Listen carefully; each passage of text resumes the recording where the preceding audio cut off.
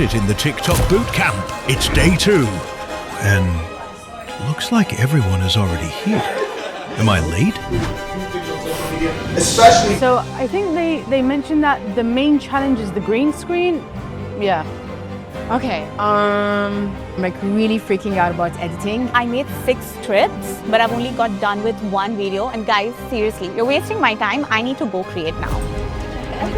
Seems like the competition is heating up now. My biggest competition? This guy. Who, me? Nope, wrong guy. Competition's really crazy so far. It's really ruthless. There was one girl who was like rushing at the green screen room. She keeps stealing it from us. So don't tell this to anyone, but I'm actually going around pretending to be everyone's friend and following them on their TikToks. But I'm actually following them to find out what they're posting so I can be better than them. Okay, I did not see that coming. Anyway, next time, 5 winners will be announced. Who do you think they will be?